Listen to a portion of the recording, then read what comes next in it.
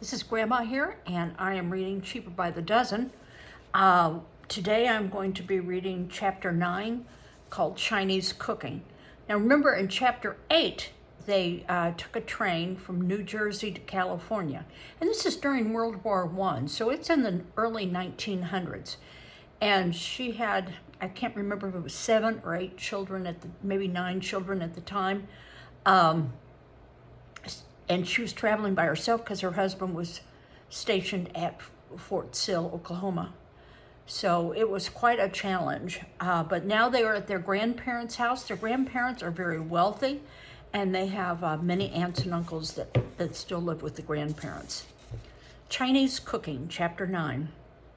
We were so impressed by the comforts and quiet organization of the Mollers' home that we were subdued and on our best behavior. But the biggest change was in Mother.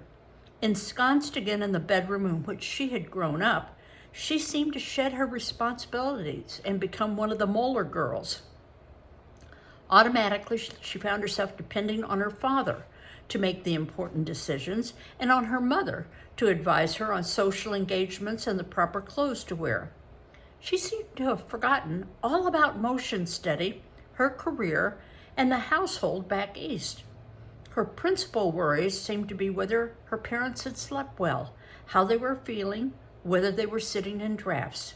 "Mama dear," she said, "are you sure that shawl is warm enough? Let me run upstairs and get you another." Since Mother seemed so concerned about Grossi and Papa, we had them in awe. We tiptoed in their presence and talked only in whispers. The respect in which we held Grossi was heightened the day after our arrival, when she gave Mother a quiet reprimand, which Mother accepted just as she were a little girl again. Anybody who would have thought that effect on Mother, we thought must be a very important person. The reprimand came about after Grossi handed Mother a list of 6 close friends of the family and suggested that Mother call to pay her respects that afternoon. "Do you really think it's necessary, Mama dear?" Mother asked. "I think it would be nice, dear." "What do you think I should wear?" "I should think the dress you wore to dinner last night would be just right, dear." Mother set out to make the calls and returned about 2 hours later. "There," she said, coming smiling into the living room. "Thank goodness that's out of the way. It didn't take me long, did it? 6 calls in 2 hours? Wasn't I efficient?" To be efficient in the Gilbreth family was a virtue on par with veracity, honesty, generosity, philanthropy, and toothbrushing. We agreed that Mother had indeed been exceptionally efficient, but Grossi looked disapproving. "Don't you think I was efficient, Mama dear?" "Perhaps, Lily dear," Grossi said slowly, "perhaps you were a little too efficient." Our grandparents became worried by our exemplary behavior. They told Mother they didn't think it was natural, and it made them nervous the way we tiptoed and whispered. "They don't act at all as I pictured them," Papa said. "From your letters, I thought they whooped and hollered around. I don't believe they feel at home." "Oh, they'll feel at home soon enough," Mother warned. "I'm scared that when they decide to feel at home, they may decide all at once, and if they do, it's Katie bar the door." We decided to feel at home on the day that Grossi gave a formal tea in Mother's honor. Our godmothers had bathed us with sweet-smelling soap and were dressing us in new outfits that Grossi had approved. For the girls, it was dotted Swiss, matching hair ribbons and sashes. For the boys, blue serge suits and Buster Brown collars with red generous bow ties. The boys' trousers were shorts rather than knickers and buttoned down the side instead of down the front. That was bad enough, Frankenbill thought, but the crowning indignity was a little flap, like the tongue of a shoe, sewed on sideways that served as a fly at the front of the trousers. "We're all going to be so proud of you today, dears," the aunts told us. "I know you're going to make such a lovely impression on all these guests." "Not in these pants," Bill said. "I look like a sissy and I'm not going to wear them." Why, Billy dear, said Aunt Mabel, his godmother, you look lovely. You look just like little Lord Fauntleroy. I don't want to look like him, Bill shouted. I'm not going to wear these clothes. Of course you're going to wear them, Billy dear. What do you think your father would say if he heard you talk like that? I think he'd say they were too sissy too. I think he'd laugh at the flap in the front of my pants. Be a good boy now, dear. You don't want to worry your mother and Grocie and Papa. I do too, said Bill. I'm sick of not worrying people. I say to heck with them. The godmothers froze. Why, Billy Gilbreth, said Aunt Mabel, where did you learn such an ugly word? We thought for just a moment we saw a trace of a grin pass over Aunt Mabel's face, and Aunt Gertrude nudged Aunt Ernestine, but we dismissed the notion as highly improbable and extremely out of character. Bill finally was prevailed upon to dress in his new outfit, but he was sullen, and so were the rest of us when we received our instructions about the party. First, the grown-ups will have a little chat and visit by themselves, dear. Then we want you children to come in and meet the guests. Remember, some of these people are your mother's oldest friends, and she wants to be proud of you, so do be careful about your clothes. Now, run along out into the garden, and we'll call you when it's time. Left by ourselves, we walked out on the lawn where we formed a starched, uncomfortable, and resentful group. We were tired of being on our best behavior, and we wished Daddy were there to stir up some excitement. At home, Martha whispered to the rest of us, the children visit when the grown-ups visit. They don't have to go stand in the garden like darned lepers. Why, Martha, dear, Ern mimicked in shocked tones, where did you learn such an ugly word? At home, said Martha. They think the children have enough sense to fix their own hair. And they don't have to wear hair ribbons tied so tight that we can't wiggle our eyebrows. Look at the front on the flap on the front of our pants, said Bill, pointing. A sprinkler was watering in the lawn nearby. Martha jerked off her hair ribbon, threw it on the ground, and walked deliberately to the sprinkler and stood under it. Anne and Ernestine were horrified. Martha, they shouted, are you crazy? Come out of there. Martha put her head back and laughed. She opened her mouth and caught water in it. She wiggled her now free eyebrows in ecstasy. The starch went out of her clothes and her hair streamed over her face. Frank and Bill joined Martha under the sprinkler. Then Ernestine came in, thus leaving Anne, the oldest, in what was for her was a fairly familiar dilemma, whether to cast her lot with us or with the adults. She knew that being the oldest, she'd be held responsible whichever course she took. Come in and get wet, we shouted. Don't be a traitor, the water's fine. Anne sighed, untied her hair ribbons, and came in. All right, dears, one of the aunts called from the house. It's time to meet the guests now. We filed into the living room where our dripping clothes made puddles on Grocie's Persian rug. I think they feel at home now, Mother said, a little ruefully. You children, listen to me. Go upstairs, change your clothes. No nonsense now. I want you down here, dry, in 10 minutes. Do you understand? We understood. That was the kind of talk we understood. Everybody liked it better now that we were shouting through the house, playing hide and seek, sliding down the banisters. Only during the afternoons, when Grocie was taking a nap, Papa asked us to be quiet. Try to keep it down to a dull roar for just 2 hours, dear, he told us. Your grandmother needs her rest. Our godmothers waited on us hand and foot, and we began to enjoy and even revel in their attention.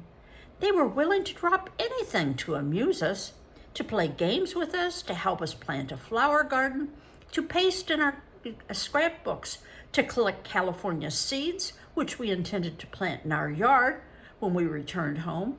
They took us to the movies, on sightseeing tours to Chinatown in San Francisco, and away for weekends at their summer cottage in Inverness. It seemed natural now for them to call us dears, and we began to return the salutation without sarcasm or affection. Affectation, not affection, meaning they didn't really want to do it, and they were just pretending to do it. But now it's calling them dear is natural. When dear Aunt Gertrude had herself hospitalized because she was afraid she was coming down with whooping cough and didn't want to infect us, we mourned her departure almost as if she had been mother herself. Bill, meanwhile, had found a devoted friend and ally in the kitchen, where Chu Wong's word was law. Chu Wong was set in his ways and unamenable to suggestion. He was a sinister-looking and uncommunicative and had a terrible temper.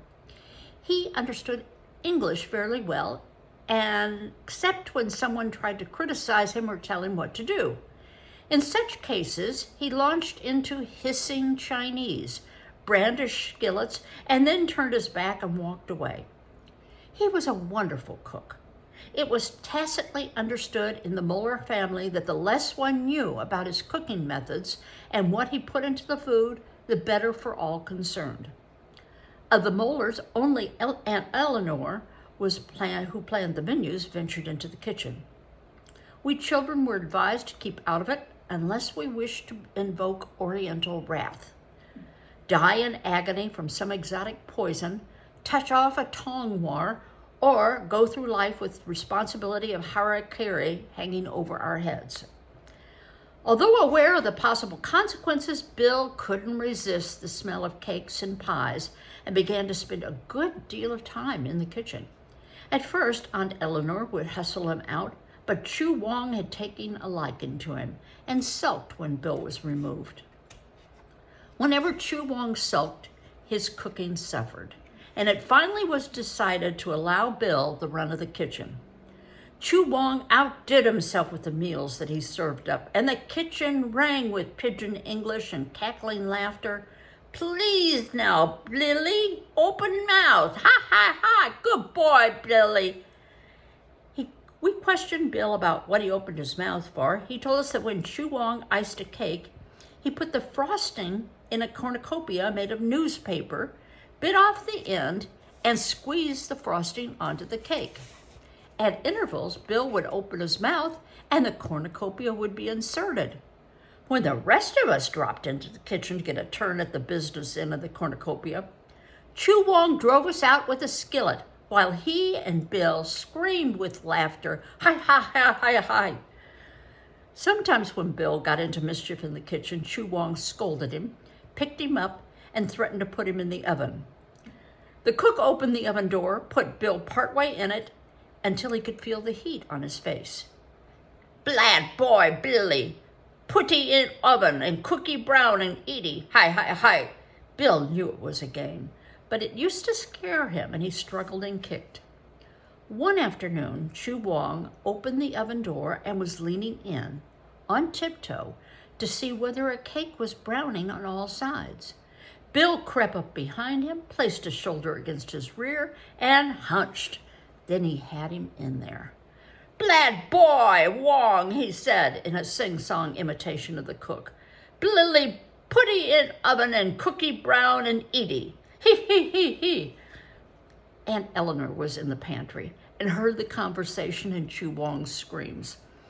By the time she rushed into the kitchen, the cook had extricated himself, had both hands under the cold water faucet, and was squealing with rage. Other Moellers and Gilbrists converged on the kitchen from various parts of the house. Since she was responsible for the kitchen, Aunt Eleanor decided it was up to her to take Bill to task. "Billy Gilbreth," she said almost sternly, "you haven't behaved like a gentleman." The visit came to an end, and we put on our traveling clothes and climbed again into the limousines. We were accustomed to them now, and we didn't hesitate to roll down the windows, put out our hands, and tell road hogs what we thought of them. The Moellers didn't seem to mind. They seemed to enjoy it. Even Henriette, still at a rigid attention, grinned with hands popped out as he wheeled his car sedately around the corners. We said goodbye on the station platforms. It didn't seem sissy to Bill to be kissed now. He returned the kisses. We got on the train, pressed our noses against the glass. One thing I can't get over, Anne said. They really hate to see us go. Imagine, they're crying just as hard as we are. The train pulled out of the station and Mother did her best to cheer us up. I didn't bring a single sterno cat with me, she said. Things will be much better going home than they were coming out. Lil's foot is all better, and I don't think Freddie's going to be sick anymore. We can go to the diner and whoop! Martha coughed. Whoop, whoop! You don't suppose that child's caught whooping cough, do you? Mother asked. Let me feel your forehead. By the time we reached Salt Lake City, all 7 of us had whooping cough. Our berths couldn't be made up, and no one in the same car with us got much sleep. Dad had managed to obtain leave from Fort Sill and surprised us by boarding the train in Chicago. He helped with a bucket and mop Mother had borrowed from the porter and brought us soup heated over recently acquired sterno cans. Thank you, Daddy dear, we told him. Daddy dear, he said. Daddy dear? Well, I guess I ought to send you kids to California every summer. Not with me, you don't, Mother put in. I can't tell you how much I enjoyed seeing the dear folks, but the next time you take the children out west and I'll go to war.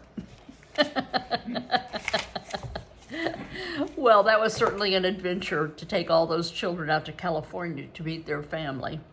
Hope you enjoyed it. Bye-bye.